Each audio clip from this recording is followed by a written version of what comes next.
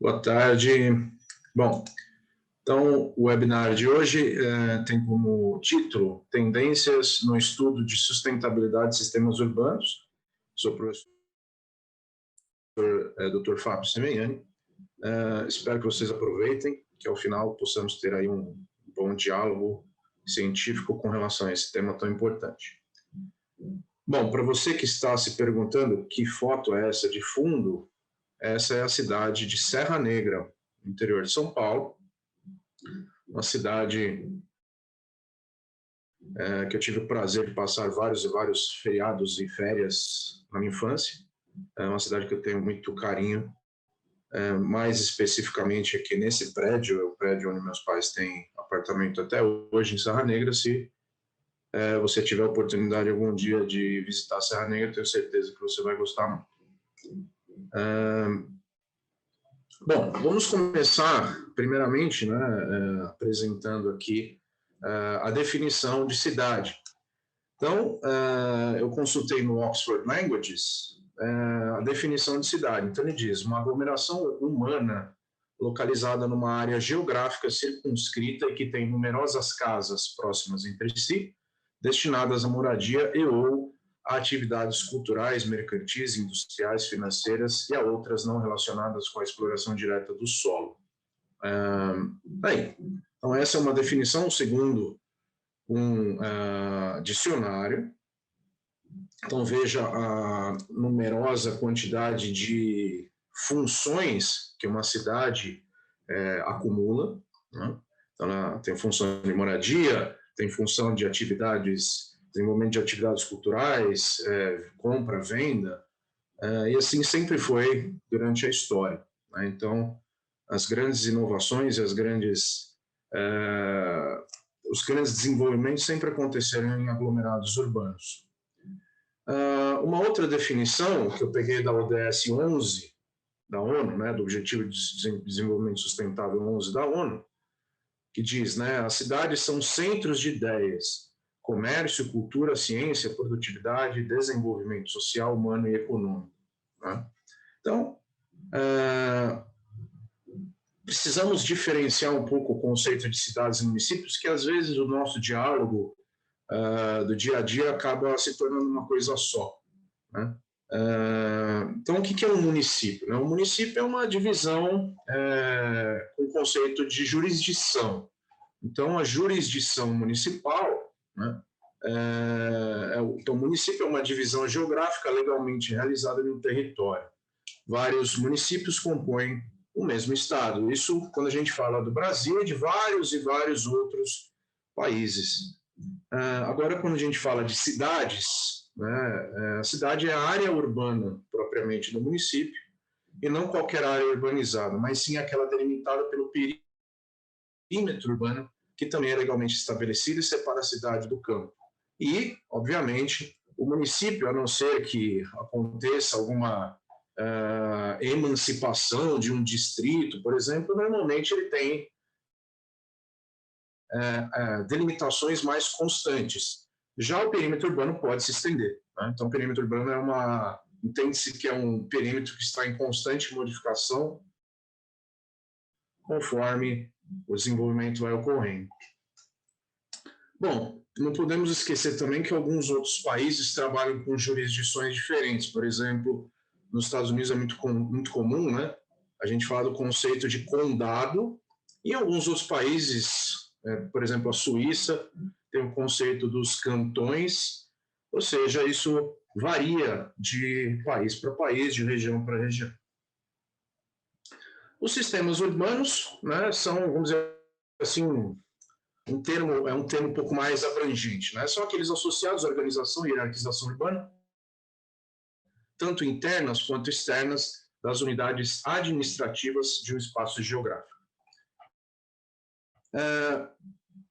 Muito comumente, aqui, principalmente no Brasil, a gente usa a jurisdição municipal quando a gente quer falar de alguma cidade. Então, quando a gente fala de cidades, a gente acaba meio que misturando com o termo município, né? Então, entenda que cidades, quando eu falo de cidades aqui, são é aquilo que realmente engloba a jurisdição municipal, por questões científicas de você, quando você faz coleta de dados, você faz coleta de dados para um município, e não somente para a área urbana daquele município.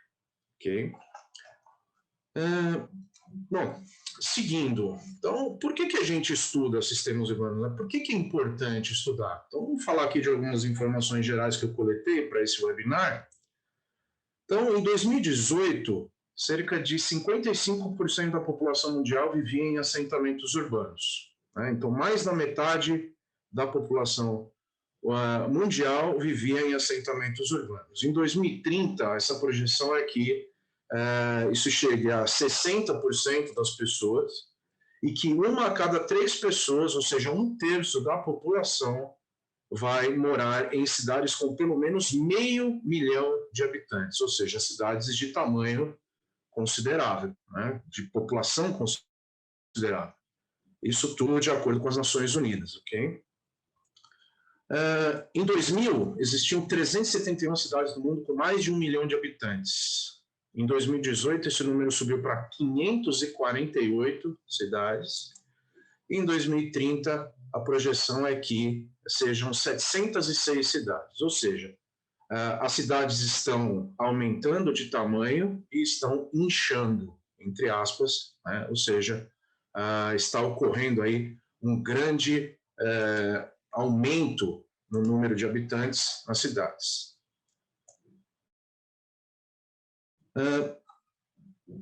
Uma outra informação interessante, importante, a gente costuma chamar mais tecnicamente as cidades com mais de 10 milhões de habitantes de megacidades. As megacidades em 2018 eram 33. Em 2030, a projeção é que essas megacidades com mais de 10 milhões de habitantes, sejam de 43 cidades.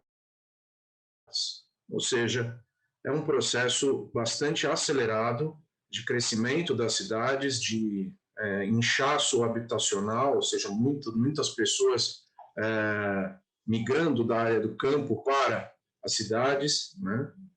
Ou abandonando totalmente o campo e morando totalmente nas cidades. Isso é um processo que já é bastante conhecido historicamente. Aqui eu peguei esse mapa, né, das Nações Unidas de 2018, que mostra aí a distribuição global de cidades com mais de 10 milhões de habitantes ou mais, entre 5 a 10 milhões de habitantes, e de 1 a 5 milhões de habitantes. Né? Então, a gente observa uma concentração bastante grande aqui na Ásia, né? Um pouco menos aqui na Europa, na América do Norte, algumas cidades já conhecidas, né, que são, por exemplo, aqui Los Angeles, aqui Nova York, aqui a cidade do México, aqui no Brasil, né, São Paulo, Rio de Janeiro. Em 2030, esse é o cenário, né? Então, um cenário que eu já comentei em termos de dados, que mostra, então, um crescimento das megacidades, principalmente na área da Ásia, e aqui no Oriente Médio também alguma coisa, ok? Na África, que observou-se algum aumento também, uma previsão de aumento até 2030. Mais algumas informações gerais. Em 2018, 23% da população mundial vivia em cidades com mais de 1 milhão de habitantes. Essa projeção, em 2030, que suba para 28%.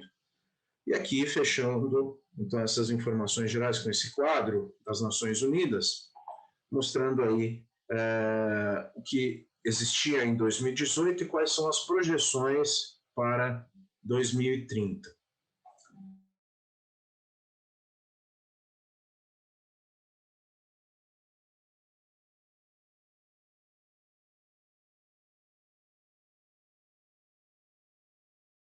Ou seja, uma grande concentração de energia, né, vamos dizer assim, drenagem de energia. Está dizendo aqui que a minha conexão está instável. Acho que voltou. Ok, voltando. Então, aproximadamente 73% das emissões de CO2 são realizadas por áreas urbanas e aproximadamente 71% do uso global de energia é consumido por áreas urbanas. Ou seja, são pontos de interesse importantíssimos, porque as ações que você toma para um sistema urbano têm grande efeito.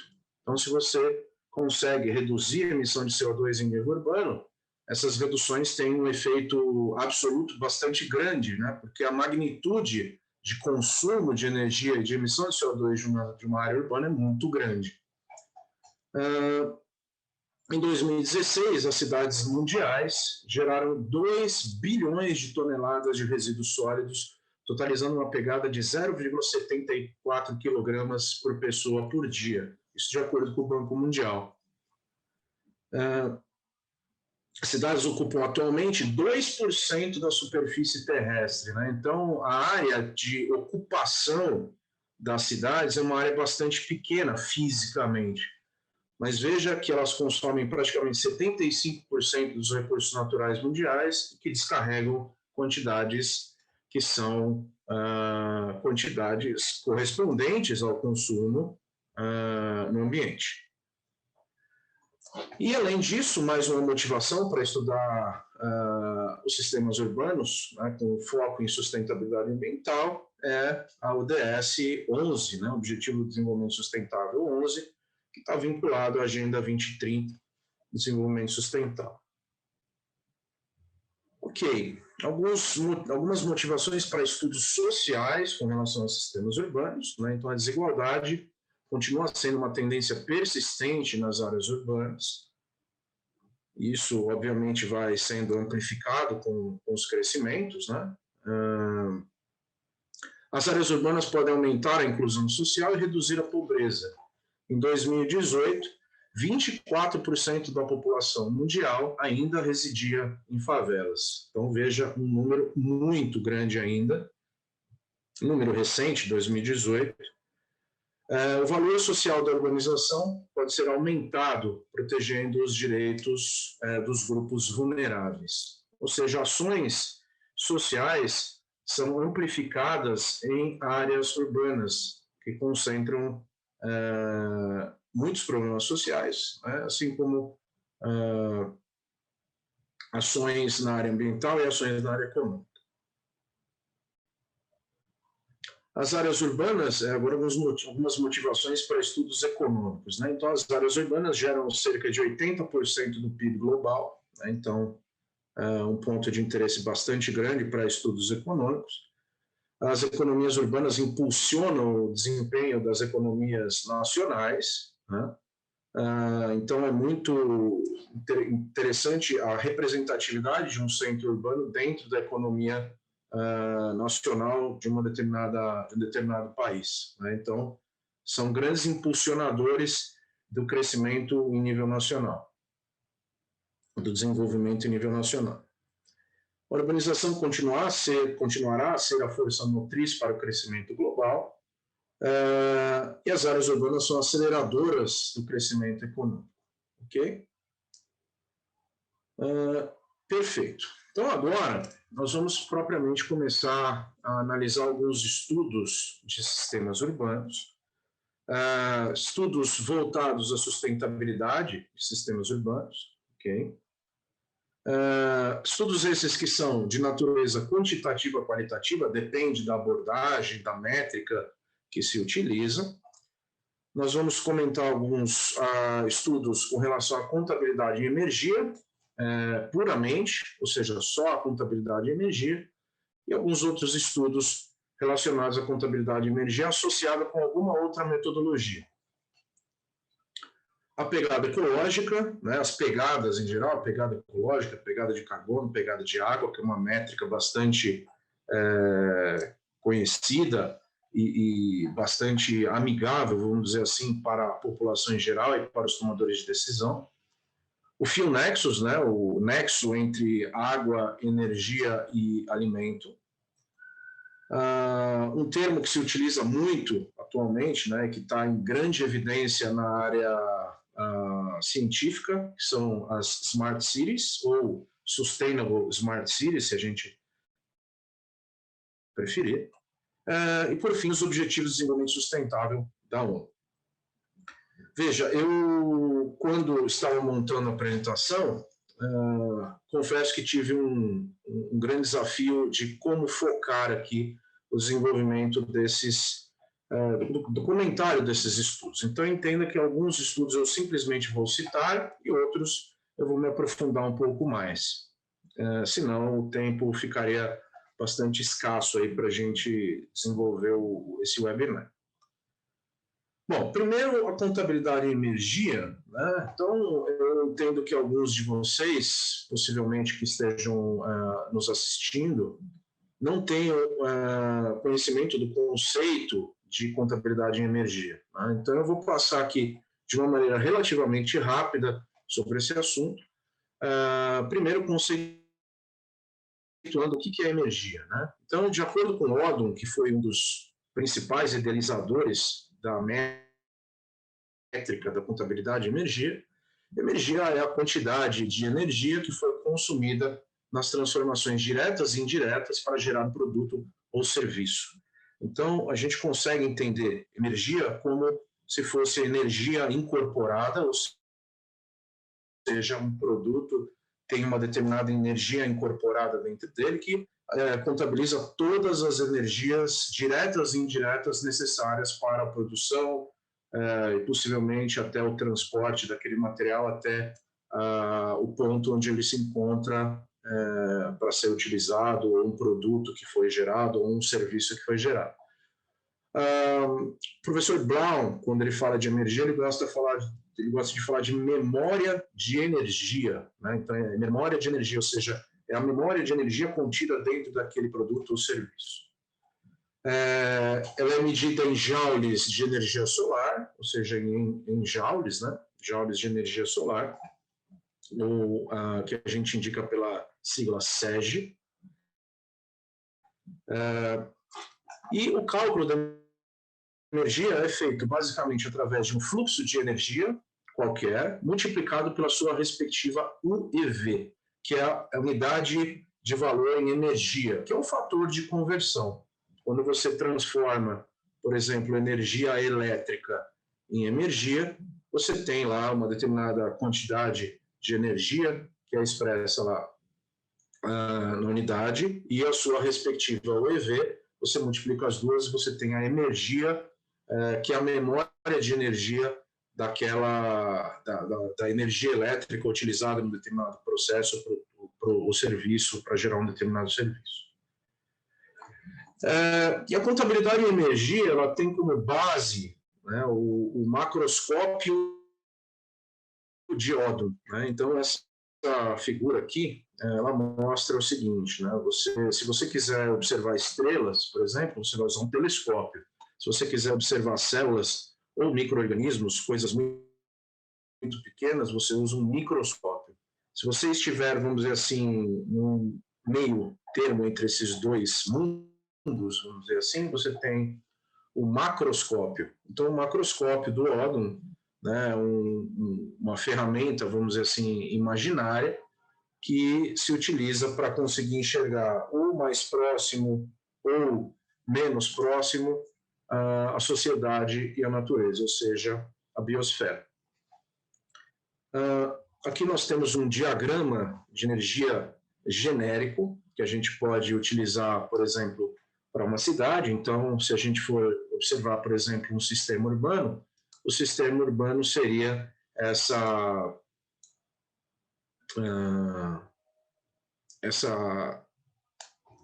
fronteira, e aqui nós teríamos os nossos recursos renováveis que estão entrando, né? Sol, água, chuva, ventos,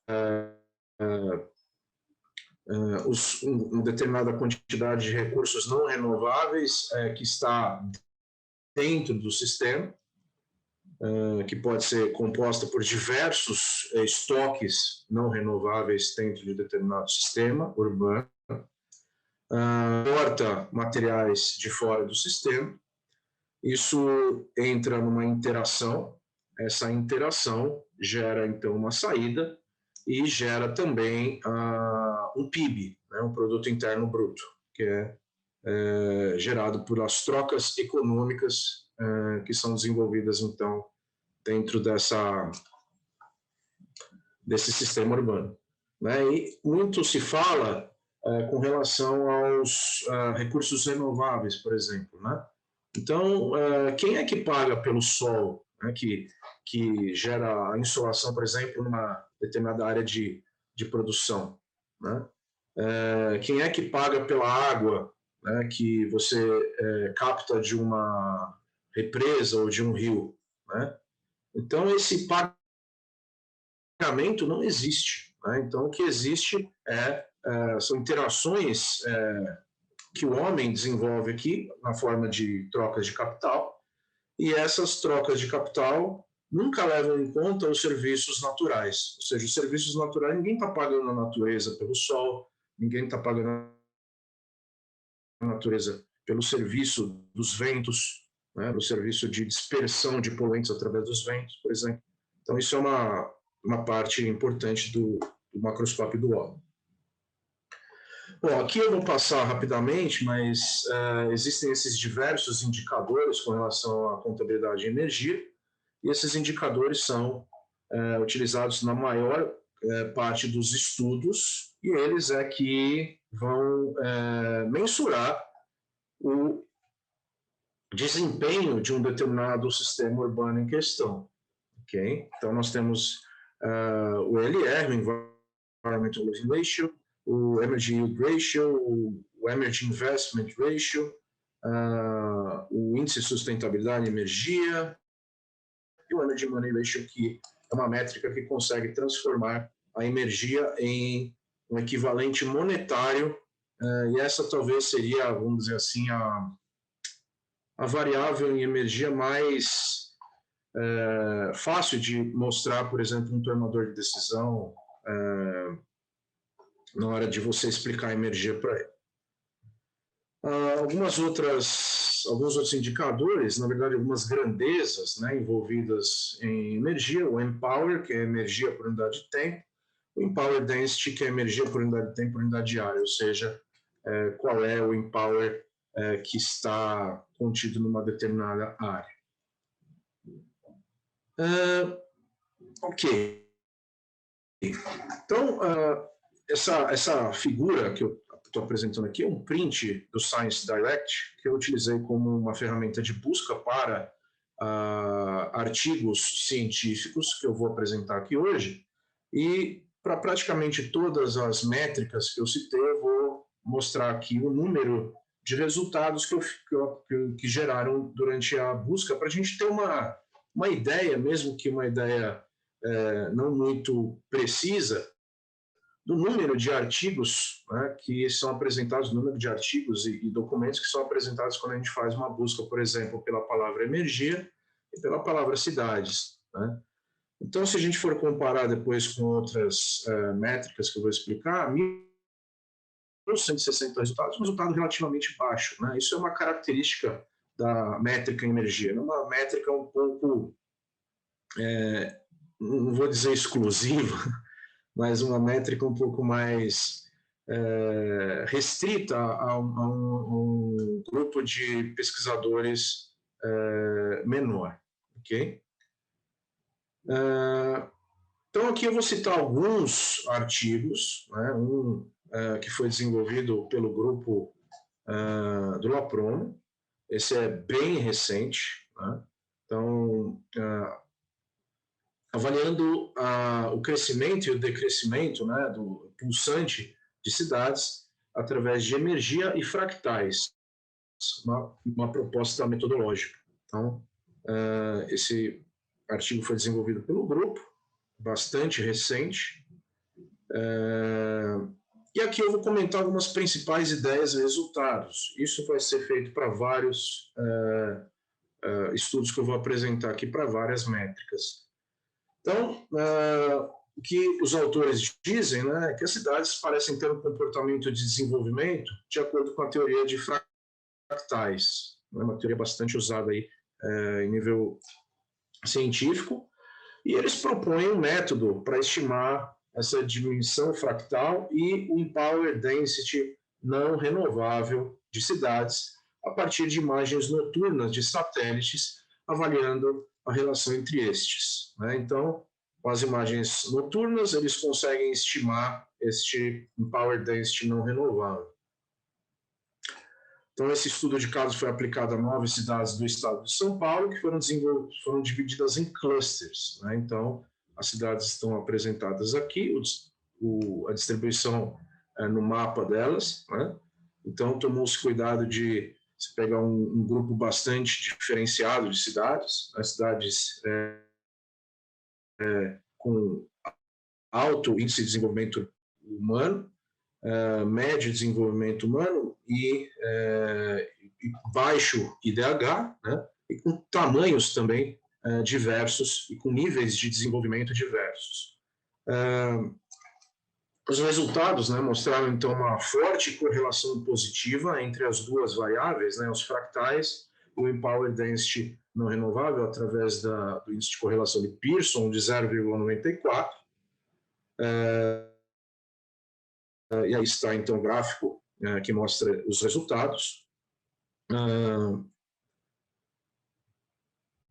O IDH e o power density não renovável não parecem ter uma correlação.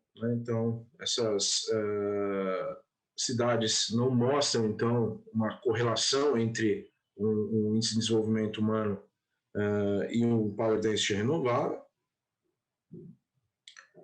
E a correlação existente, isso é um grande, vamos dizer assim, uma grande contribuição desse estudo, é que a correlação existente é um achado importante para o desenvolvimento de estudos em energia e expansão urbana que necessitam de grandes quantidades de dados. Então, esses dados são normalmente bastante difíceis de serem obtidos, e aí, com essa proposta metodológica, isso é uma grande contribuição para a área da contabilidade de energia.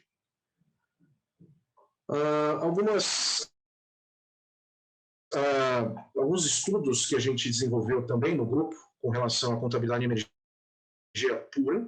Então, esse é um artigo que foi desenvolvido também pelo grupo, explorando as potencialidades da contabilidade de energia no estudo dos limites de crescimento de sistemas urbanos. Porque esse daqui eu vou passar eu vou passar direto, só vou citar, e eu vou focando em alguns artigos. Então, devido ao tempo, eu não consigo focar, afinal, eu tenho várias outras métricas a serem tratadas e outras abordagens também. Aqui um outro artigo, também desenvolvido pelo grupo em conjunto com o professor Mark Brown, contabilizando os estoques internos e avaliando a sustentabilidade de sistemas urbanos. O caso do ABC Paulista. Então, esse foi um artigo que foi desenvolvido aí pelo grupo e que é também uma das vertentes, vamos dizer assim, energia, a avaliação dos estoques, porque esses estoques internos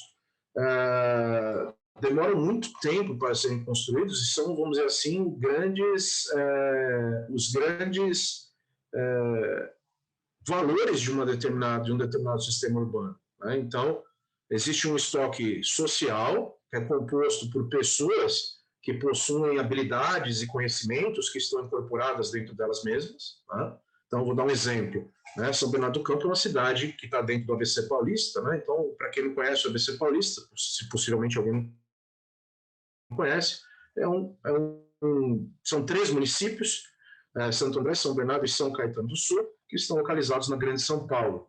E são municípios bastante importantes, que têm uma troca intensa de habitantes, de conhecimentos, de produtos com a cidade de São Paulo, afinal fazem fronteira com a cidade de São Paulo, e que lá sabe-se que existem muitas montadoras, então na área de montadoras de automóveis, então entende-se que aquele capital social da cidade né, envolve o conhecimento de como construir automóveis, né, ou seja, todo o know-how necessário para desenvolver essas atividades. Isso seria o capital social.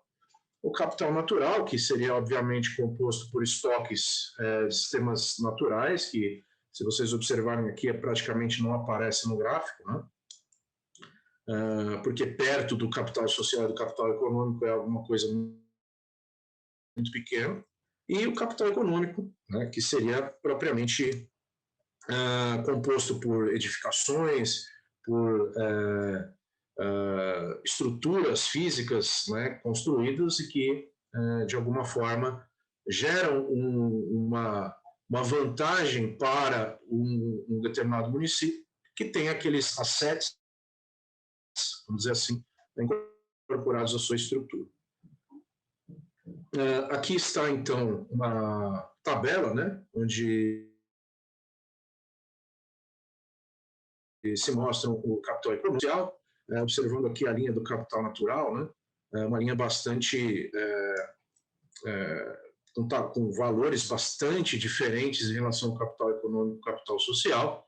Inclusive, até comentando aqui, São Caetano não tem absolutamente nenhum estoque de capital natural, né? Então, São Caetano é uma cidade totalmente urbana. Se você já teve a oportunidade de conhecer São Caetano, basicamente não existe nenhuma área verde propriamente, alguma área verde que se confunde com ruas e avenidas, né? Mas não existe praticamente nenhuma área verde que represente um grande capital natural daquela cidade, né? Santo André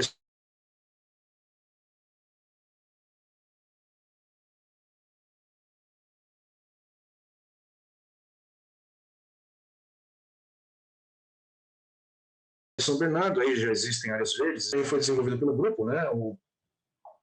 Tá dando um aviso aqui de conexão instável, deixa eu esperar o aviso sumir, pronto. Então, avaliando a prosperidade municipal potencial através da capacidade de carga e das trocas, né? Ou seja, do comércio. Então, foram feitas algumas análises com relação ao ABC. Aqui eu estou apresentando de uma maneira relativamente resumida, mas foram feitos separadamente os 3 municípios, o A, Santo André, B, São Bernardo e C, São Caetano do Sul, né? Aqui eu apresento o ABC como um todo. E esse é um diagrama que mostra basicamente as trocas que ocorrem, né? As trocas em energia, né? Então, aqui esses valores não são absolutos, eles estão multiplicados, se não me engano, por 10 a 14, certo? 10 à potência 14, eu acabei esquecendo de colocar aqui, e a medida de dólares também, agora não lembro. Depois, quando eu for colocar o PowerPoint para vocês disponível, eu corrijo isso daqui, porque realmente eu esqueci de colocar a legenda. Então, produtos e serviços, né, entram no sistema, no ABC, né, e consomem aí, entram com 20 SEG por ano, 20 vezes 10 elevado a alguma coisa SEG por ano, e saem 20,7 SEG por ano, né, em termos de energia, né? E aqui as trocas, né, que acontecem, né? Então, existem fluxos de dinheiro que são mostrados aqui, então, na linha tracejada e que possuem esses valores que estão aí especificados. E com isso a gente consegue calcular algumas variáveis, né? Por exemplo, o EMR, né, que é o Energy Money Ratio, que é, vamos dizer assim, o equivalente monetário em energia, né? Isso é vamos dizer assim, uma forma de mostrar o equivalente monetário, uma coisa mais fácil de entender, né? E o Energy Benefit Ratio, né, que é a taxa de benefício em energia que possivelmente um comprador, né, esteja recebendo. Né? Então, aqui, na verdade, como você interpreta isso? Se você for pegar, por exemplo, esse dado aqui, que é o dado mais abrangente do ABC todo, considerando as exportações externas, eu já explico aqui rapidamente o que é exportação externa e exportação interna. O que você entende é que para cada um SEG que o ABC exporta, né, ele recebe 0,43 SEG, né, isso em trocas monetárias. Ele entrega uma determinada energia e recebe uma energia na forma de dinheiro, né, em troca, ou seja, é um trade, né, um comércio bastante desvantajoso, ok? Então, você entrega muito mais energia do que você recebe. Ou seja, na verdade, não existe o benefício, existe o benefício para o comprador, para o vendedor, na verdade, é um prejuízo, entre aspas. Aqui, rapidamente, isso depois eu vou até comentar mais no final, existe um grande problema com relação ao estudo de sistemas urbanos, por quê? Porque se a gente voltar, aqui mesmo, se eu for entender que essa aqui é a minha janela de estudo, o ABC está contido aqui dentro, tudo que está fora é entendido como exportação. Só que isso não é o mesmo, vamos dizer assim, termo e não é a mesma maneira que se utiliza em comércio exterior, né? Então, quando você fala importei alguma coisa, você importou de fora do país e não de fora do seu sistema. E como a nossa janela é municipal, na verdade é uma janela composta por 3 municípios, tudo que vem de fora do sistema é entendido como importado, né?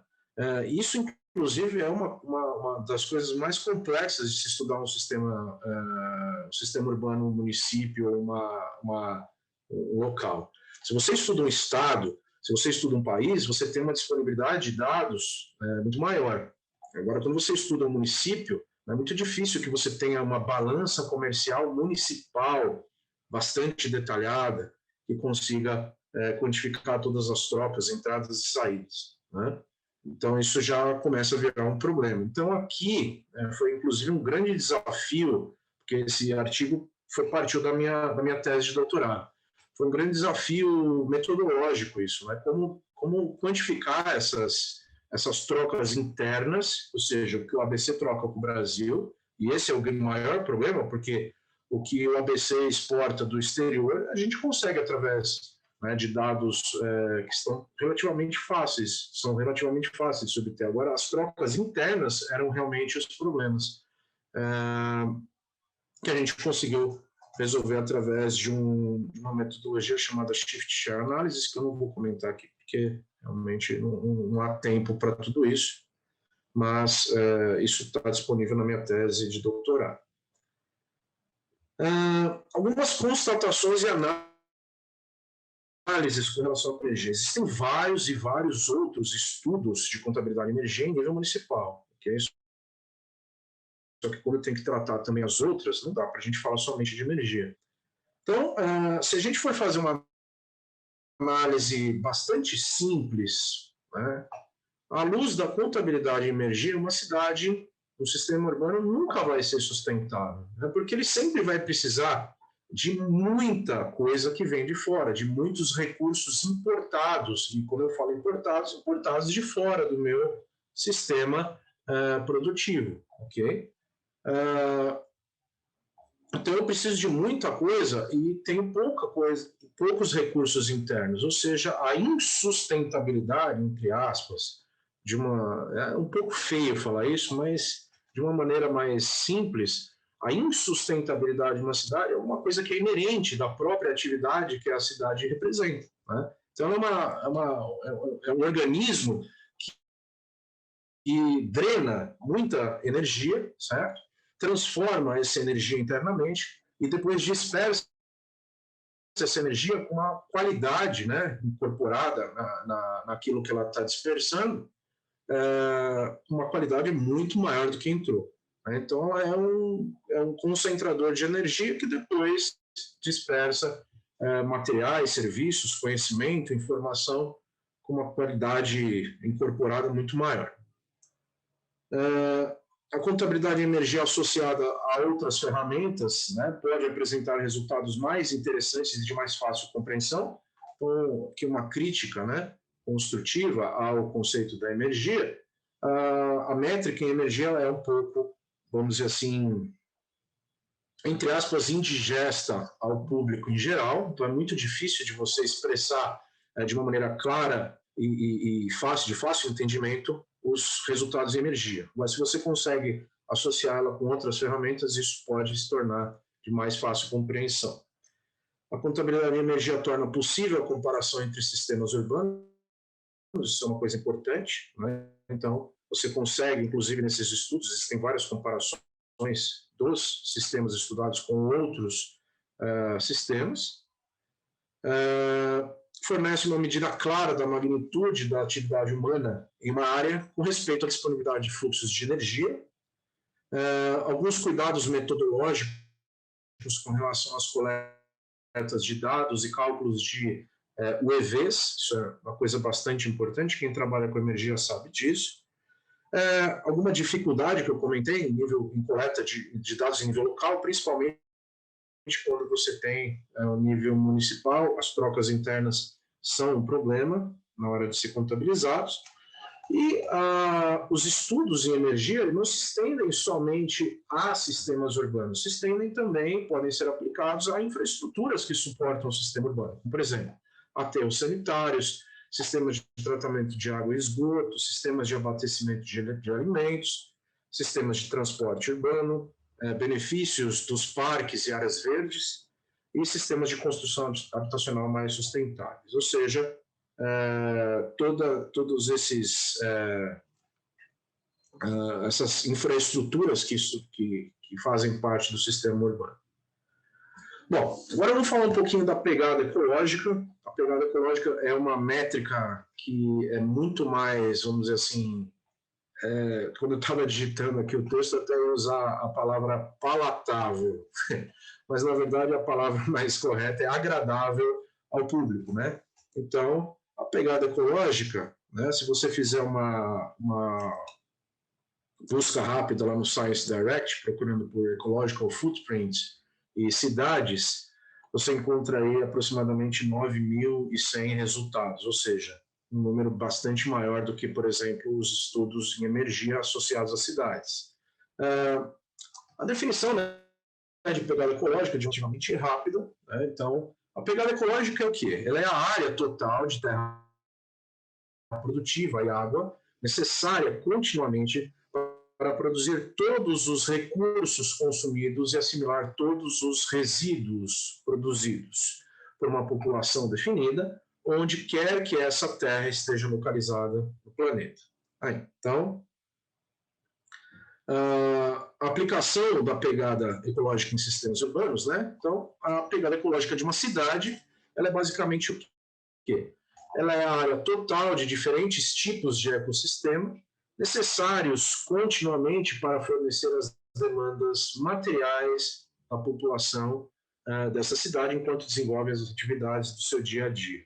Né? E essa figura aqui eu tirei de um dos artigos do Matis Wackernagel, que é um dos idealizadores da pegada ecológica. Né? Então, uma figura que mostra a cidade drenando recursos do campo e, consequentemente, também jogando, né, os seus resíduos no campo, né,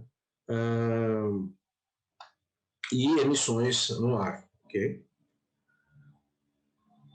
Então, um bastante importante, né, que fala sobre pegada ecológica é esse, que é de 1996, do William Rees e do Matis Wackernagel, que foram basicamente os dois idealizadores da pegada ecológica. Né?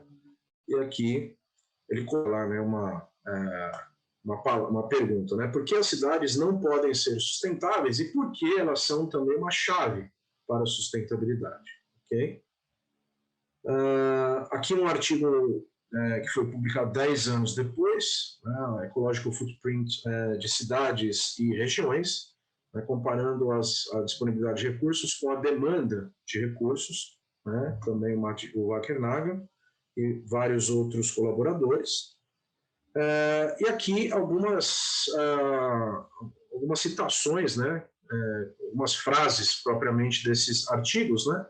Então, eles dizem lá, as cidades estão entre as estrelas mais brilhantes na constelação de realizações humanas. Ao mesmo tempo, a análise da pegada ecológica mostra que elas agem como buracos negros entrópicos, varrendo a produção de regiões inteiras da ecosfera muito maior do que elas próprias. Então, essa é a ideia da pegada ecológica. Então, na verdade, a área física de uma cidade pode ser estendida através de uma área virtual que é muito maior do que a área física, ou seja, esse é o conceito de pegada ecológica, é uma área virtual que essa cidade ocupa, né, através da pressão ambiental que ela gera em diversos ecossistemas.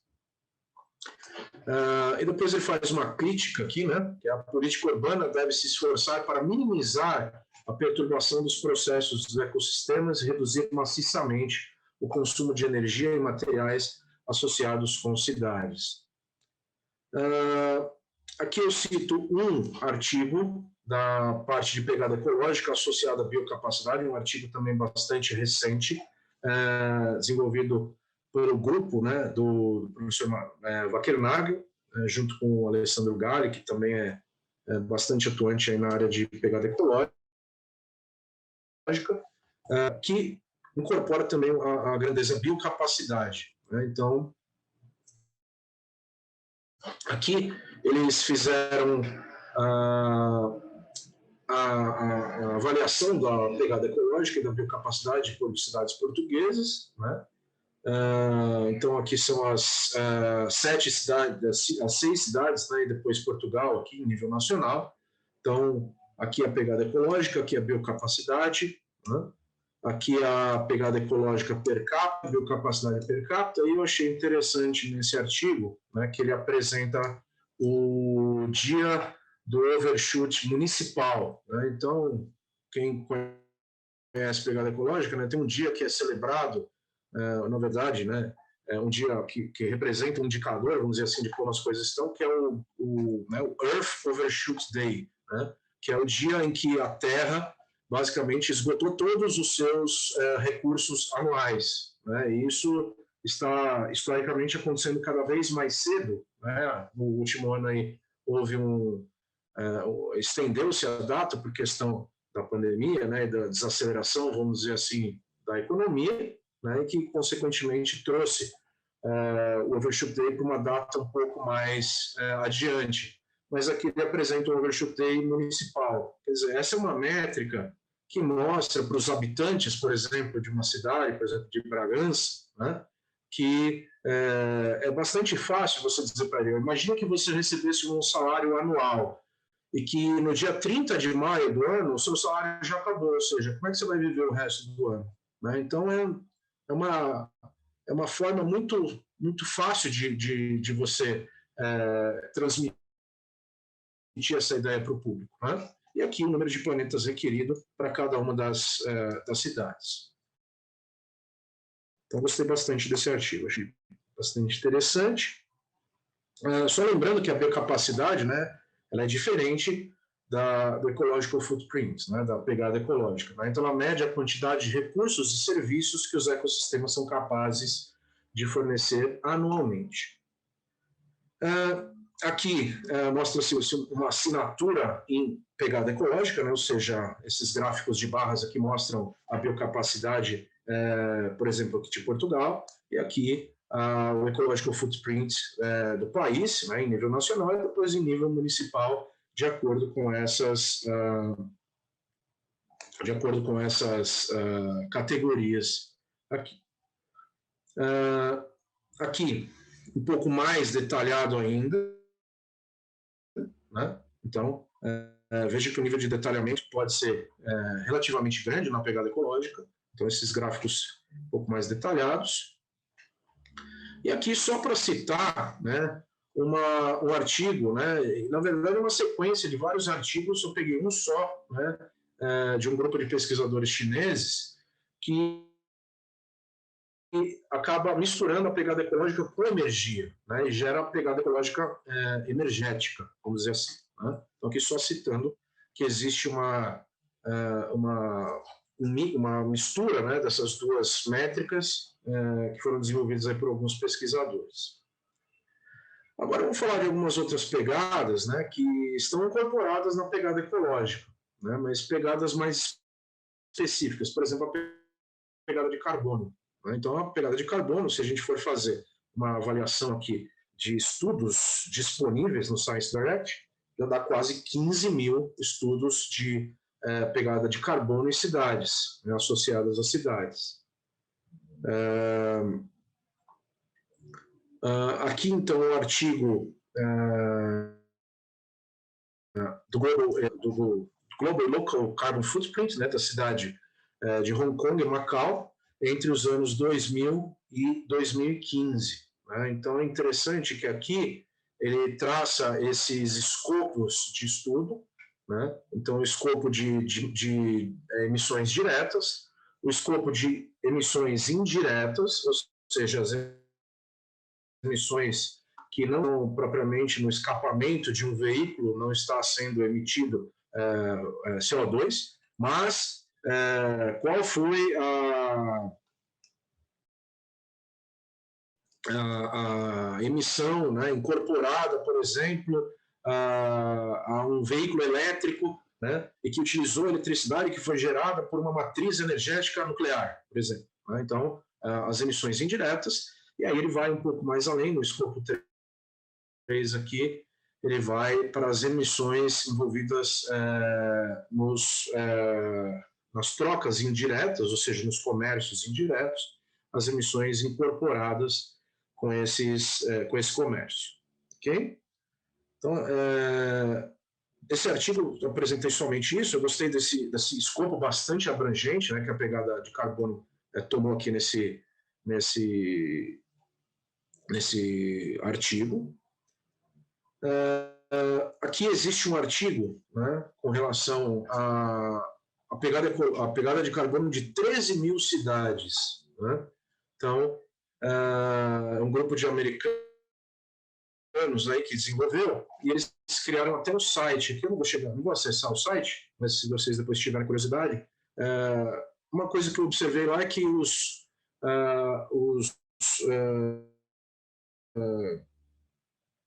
desvios padrão das medidas são um pouco altos, ou seja, tá parecendo que existe muita incerteza com relação à medida de pegada de carbono em algumas cidades. Então, em algumas fica até difícil de usar o valor, mas é um artigo que vale a pena ser observado aí.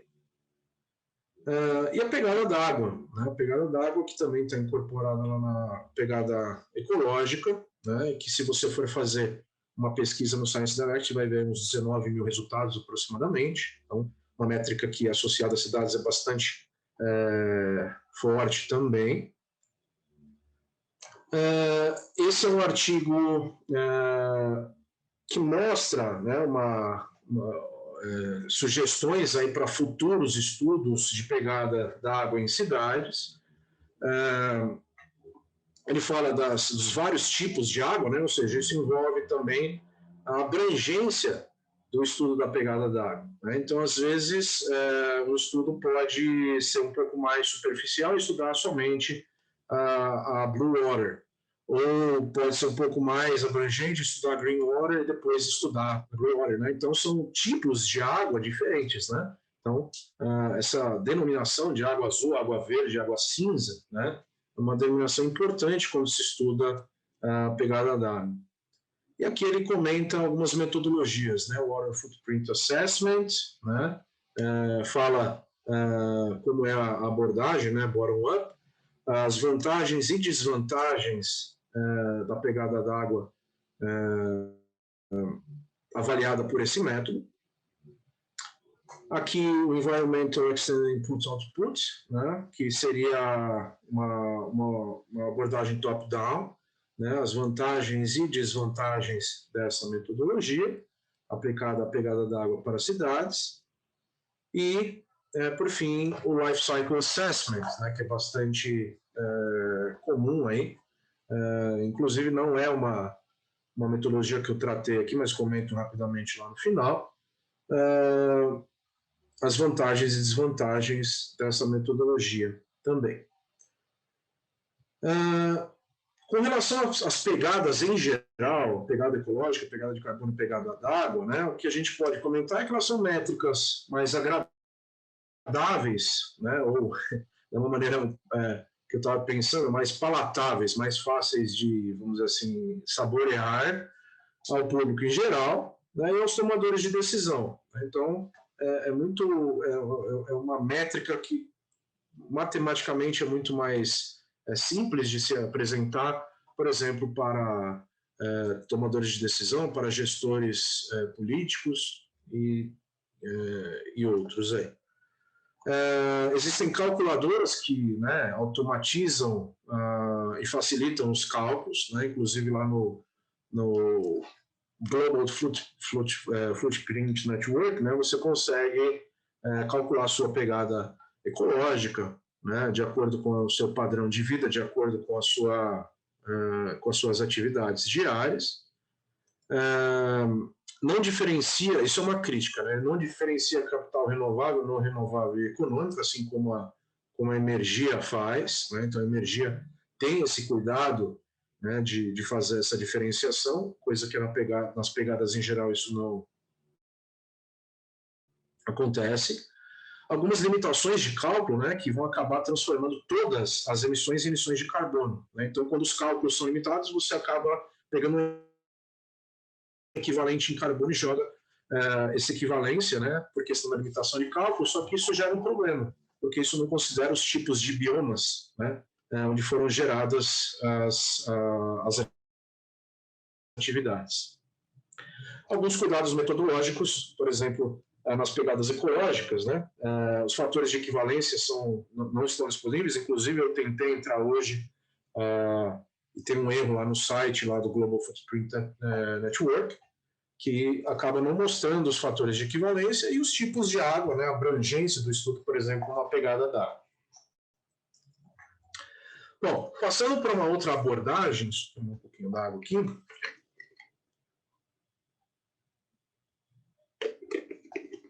Então, o Food Energy Water Nexus, né, é uma métrica que eu não conhecia até 2017, que foi quando eu tive a oportunidade de ir à Universidade de Pequim, a Beijing Normal University, juntamente com o professor Biagio, com o Marcos. Foi a primeira vez que eu tomei contato com esse termo, Fuel Nexus, né? Então, é uma métrica bastante interessante, né, que ela basicamente avalia os 3 grandes direcionadores de desenvolvimento. Então, principalmente em sistemas urbanos, né, os 3 grandes direcionadores de um sistema urbano são comida, energia e água, que são basicamente as 3 coisas que você precisa para fazer um sistema urbano funcionar, né? Então, esses 3 drivers, vamos dizer assim, de desenvolvimento. Então, aqui eu cito esse Measuring Urban Food Energy Water Nexus, medindo, né, o Fuel Nexus urbano na sustentabilidade, encontrando soluções para cidades. E aqui,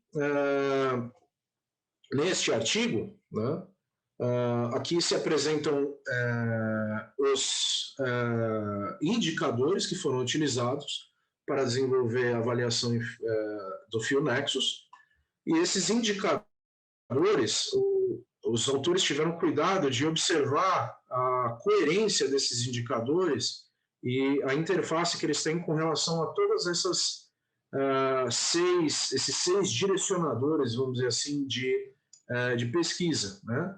Então, existe uma ISO específica, né, uma International Standard da ISO, né, que é a 37120, de 2014, que depois foi atualizada em 2018, que trata especificamente de indicadores, né, para sustentabilidade e desenvolvimento sustentável de comunidades, ou seja, de cidades em geral, né? E aqui alguns outros organismos, alguns organismos certificadores, né, de sustentabilidade, e aqui os ODS, né, da ONU. Então, os autores tiveram cuidado de fazer essa análise de coerência e de atendimento ao que diz cada um desses direcionadores metodológicos.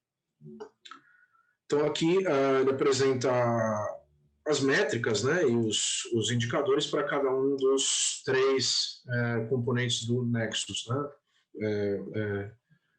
Comida, energia e água, ok? Seguindo, o Fio Nexus também é aplicado à agricultura urbana, e aqui eu citei esse artigo especificamente porque ele estende, né, o Food Energy Water para o Food Energy Water People, ou seja, para a população, né? Então, ele cita aqui a conceitualização, né, dessa transição do Fio Nexus para o Fio People, né, esse P é de pessoas, né, de população, que foi baseado em incluir o fator humano na análise, identificar e quantificar os fatores sociais relacionados aos materiais e fluxos de energia, e abordagem do Fio People Nexus em várias escalas espaciais. Okay? Então, inclusive, né, só fazendo um parênteses, alguns pesquisadores pegam não o fio completo, né, o Food Energy Water, às vezes pega só o Energy Water ou o Food Energy, né, ou seja, às vezes essa tríade acaba não aparecendo completa nos estudos. Aqui os indicadores que foram utilizados, né, para o Food Energy Water People, né, então alguns indicadores sociais aparecem aqui no meio dessa avaliação, né? Alguns indicadores de saúde, né? Então, bastante interessante esse artigo também, aplicado à agricultura urbana.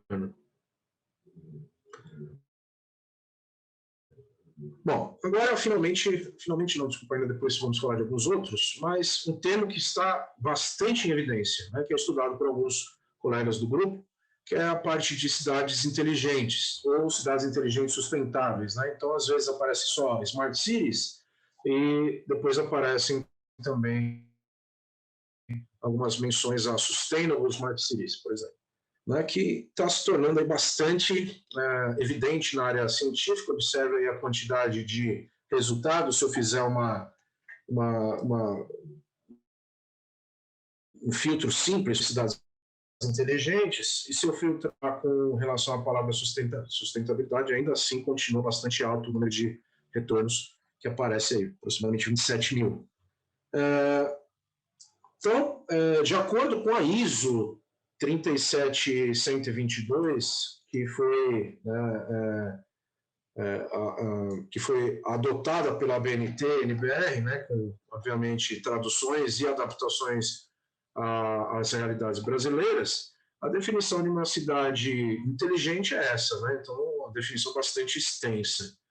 Então, ele diz lá, uma cidade que aumenta o ritmo que proporciona, uma cidade que aumenta o ritmo que proporciona resultados de sustentabilidade social, econômica e ambiental, e que responde a desafios como mudanças climáticas, rápido crescimento populacional e instabilidades de ordem política e econômica, melhorando fundamentalmente a forma como engaja a sociedade, aplica métodos de liderança colaborativa, trabalha por meio de disciplinas e sistemas municipais e usa informação de dados e tecnologias modernas para fornecer melhores serviços e qualidade de vida para os que nela habitam, residentes, empresas, visitantes, agora e no futuro previsível, sem desvantagens injustas ou degradação do ambiente natural. Quer dizer, uma definição bastante abrangente, né? E que, se a gente ler com cuidado, tem muito mais do que simplesmente você ter, por exemplo, na palma da sua mão, no celular, informações sobre quando é que o ônibus vai chegar, né? Então, se você acha que Smart City é uma cidade que tem isso, na verdade é muito mais do que isso. E algumas críticas que alguns pesquisadores fizeram com relação a como estão sendo tratadas as Smart Cities, né? Então, seguindo. Então, a norma brasileira, como eu disse, né? Então, existe uma norma específica para Smart Cities, né? Que foi aí a primeira edição bastante recente, aí em julho do ano passado. Aqui, um artigo de revisão, né? Um artigo de revisão bibliográfica e também com comparação dos casos das estratégias desenvolvidas por Helsinki, Singapura e Londres. Né? Então, um artigo bastante recente também. Então, aqui ela apresenta, vamos dizer assim, os pilares, né? Os pilares para você ter uma cidade inteligente.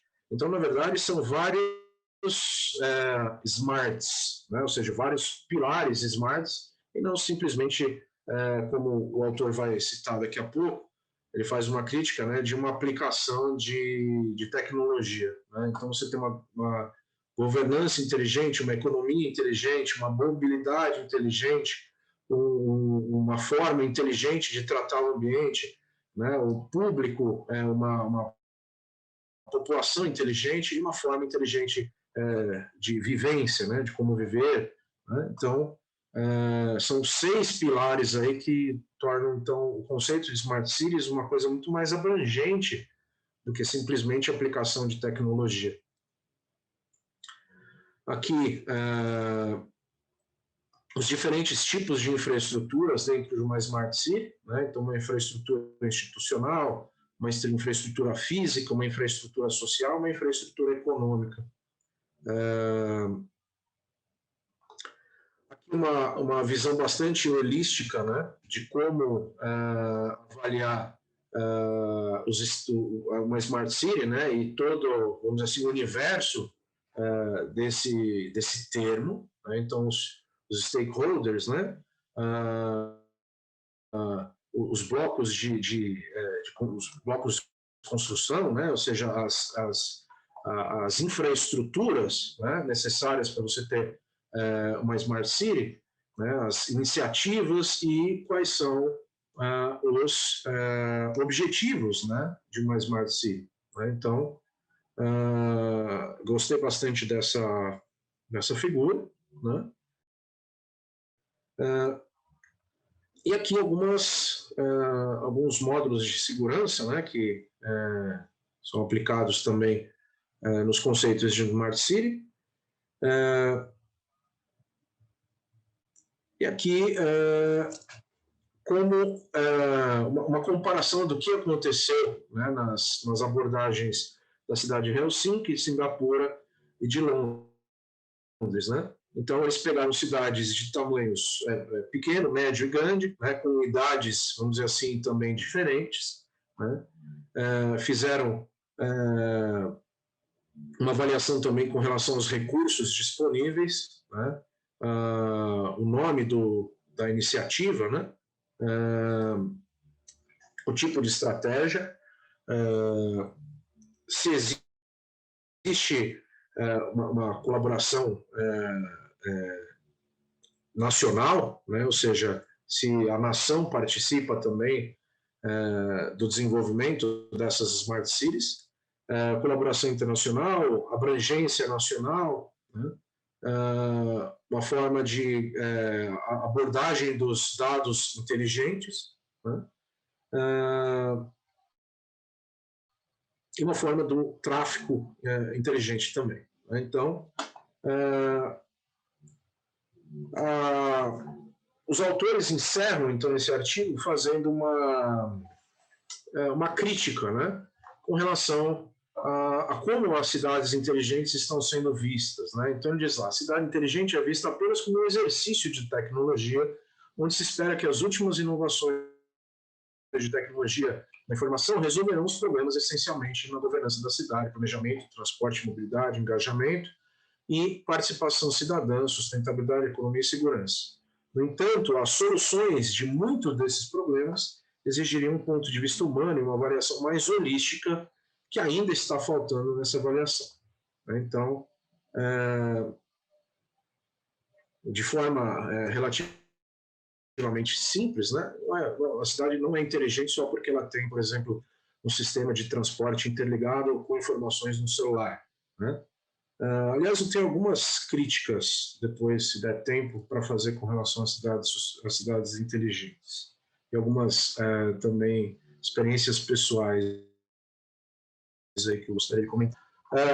Então, a pesquisa de cidades inteligentes, ele reconhece que a pesquisa de cidades inteligentes é uma plataforma tão nova que claramente as interações mais ideais entre as várias disciplinas, né, que vão formar essa grande área aí, não são totalmente conhecidas ainda. Então, uma área bastante nova. Bom, para finalizar, vamos comentar aqui sobre os Objetivos de Desenvolvimento Sustentável da ONU, né, que se a gente for fazer uma pesquisa sobre os Objetivos de Desenvolvimento Sustentável e cidades, aproximadamente 4.500 resultados lá no Science Direct. Então, o ODS 11, né, o Objetivo de Desenvolvimento Sustentável 11, tem como título tornar as cidades e os assentamentos humanos inclusivos, seguros, resilientes e sustentáveis, né? Então, é um ODS bastante abrangente, e que se a gente fosse entrar aqui no site do IPEA, né, que tem uma versão em português traduzida, a gente ia observar que bastante das metas e indicadores embutidos dentro do ODS 11 são metas e indicadores voltados para a área social, né? Afinal, grande parte dos problemas de um sistema urbano são de ordem social, né? E aí existem alguns artigos que criticam, né, vamos dizer assim, os trade-offs que existem entre os Objetivos de Desenvolvimento Sustentável, né, e que às vezes existe mais prevalência de uma determinada de indicadores voltados mais para a área econômica, mais para a área social e menos para a área ambiental, né? Então, isso são críticas que se fazem com relação aos ODS, mas o que eu posso dizer é que os ODS sempre devem ser observados quando você está estudando, seja lá o que for, né? Então, eles são direcionadores de pesquisa bastante potentes e que, se você não citar na sua pesquisa, claramente algum avaliador, seja da sua dissertação de mestrado, seja da sua tese de doutorado, ou seja da submissão de um artigo, algum avaliador vai citar isso, né? Então, os ODS sempre são motivadores metodológicos bastante importantes e poderosos que devem ser citados nas suas pesquisas. Aqui algumas pesquisas que eu fiz, né, com relação aos Objetivos de Desenvolvimento Sustentável da ONU, junto com as Smart Cities, né? Então esse é um artigo bastante curto. Quando eu li o título, eu fiquei bastante interessado, e depois, na hora que eu fui ver, um artigo de 3 páginas somente, que eu acho que era um short paper, que ainda está em desenvolvimento, um artigo bastante novo. Então, eu vou monitorar esse artigo para ver se vem alguma coisa mais detalhada para frente. Aqui, alcançando os SDGs, né, avaliando indicadores a serem utilizados em benchmarking, processos em progresso de monitoramento, em direção a criar cidades sustentáveis e saudáveis, né, em cidades saudáveis. Aqui, né, o papel comparativo da política municipal, dos dados de política municipal, na avaliação do progresso em direção aos objetivos de sustentabilidade da ONU, né, urbanos. Aqui, uma crítica do autor, né? Então ele fala que falta uma integração entre as metas e os indicadores do ODS 11, os indicadores priorizados nas políticas públicas em nível municipal, né? Então ele diz exatamente isso que está entre aspas. Parece que há uma lacuna significativa nos dados de políticas que nos permitiria comparar cidades e entender quais políticas estão funcionando e quais políticas precisam ser melhoradas em todo o ODS 11. Argumentamos que é necessário mais trabalho para criar esse banco de dados, seja por uma organização como as Nações Unidas ou por uma organização da sociedade civil, ou potencialmente ambas. Então, aqui eu finalizo com uma nova abordagem para avaliar sistemas urbanos, e é isso que eu pretendo trabalhar em breve. esse é um artigo que o grupo publicou em 2019, que fala sobre o modelo de sustentabilidade dos 5 setores, onde neste artigo em específico, os sistemas avaliados, aqui foi uma proposta metodológica que foi aceita, né, por essa revista, pelo Ecological Modeling, e aqui foram avaliados os países do Mercosul, né? Então, em cima deste framework, né? Então, esse é o framework basicamente padrão do sistema, do modelo de sustentabilidade dos 5 setores, que eu vou explicar aqui de uma maneira relativamente rápida, porque eu já excedi bastante o tempo aí. O setor 1 seria o ambiente provendo recursos, né? O setor 2, o ambiente recebendo recursos. O setor 3 seria, vamos dizer assim, a unidade de produção, que seria, por exemplo, o município em questão, ou no caso aqui desse artigo em específico, eram cada um dos países do Mercosul, né? E aqui do lado direito, a sociedade funcionando ora como provedora de recursos e ora como recebedora, né, de produtos que a unidade de produção gera, né? Então, você tem essa visão, né, ambiental, econômico, social, da esquerda para a direita, né, onde as dimensões ambiental e social, elas têm dupla função, né? Então, o ambiente ele fornece recursos e recebe resíduos, recebe emissões, né? E também a sociedade, né? Então, tem dupla função. Ela é fornecedora de recursos, né? Então, ela fornece mão de obra, força humana para realizar um determinado trabalho, conhecimento embutido dentro da sua cabeça, né? Dentro da sua mente, que é capaz de realizar um determinado trabalho, né? E a unidade de produção interagindo, basicamente, com esses outros 4 setores.